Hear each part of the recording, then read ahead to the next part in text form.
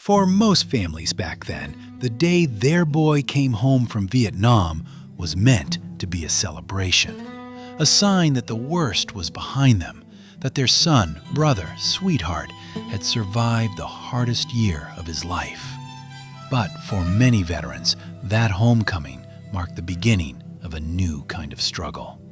A struggle without rifles or jungle trails, one fought inside their own minds and inside the spaces they used to belong. For Sam, those first weeks back in Miller's Crossing were harder than anything he had faced on patrol. At first, everyone tried their best. His mother cooked the meals he loved as a lad. His father kept things light, careful not to push too hard. Ben hovered between excitement and worry, unsure which version of his brother would walk into the room. And Emily, she stayed close, patient, hopeful. She had dreamed of this moment for a year, the day he'd finally come home to her. But the war had left a mark on Sam that no one could see. Not on his face, not in his posture, but in the flicker behind his eyes, in the way he seemed to stand half a step outside the world around him. Historians and psychologists studying Vietnam veterans often describe this as reverse culture shock, the sudden, overwhelming sense that the place you longed for now feels foreign, too bright, too fast, too fragile.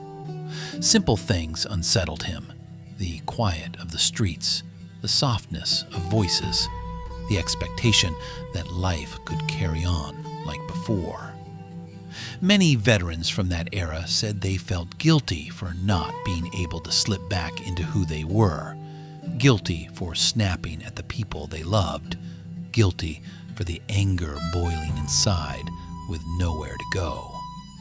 Sam felt all of this. A dropped pan in the kitchen made him flinch. A question asked with kindness felt like an interrogation. Emily, reaching for his hand, made his chest tighten, not from fear, but from the shame of pulling away. Ben tried to cheer him with memories of childhood mischief, but each joke landed on a man who no longer recognized the boy he once was.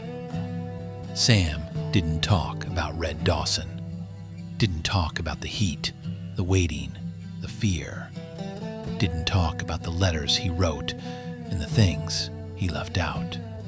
He carried those memories like stones in his pocket, weighing him down in ways his family couldn't see. And yet, everyone around him sensed something was wrong. Conversations grew quieter, meals shorter. Emily confided in Ben, not out of betrayal, but because she didn't know how else to reach the man she loved.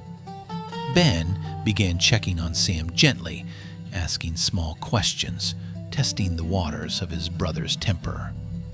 And through it all, Sam started to realize a truth many soldiers came to face: that the war had given him a clarity, a purpose, a routine, a structure that home could not. At night, lying in his childhood bed, he felt restless, hollow, and strange. The walls felt too close. The silence felt too loud. And somewhere, deep inside, a thought he couldn't voice began to grow.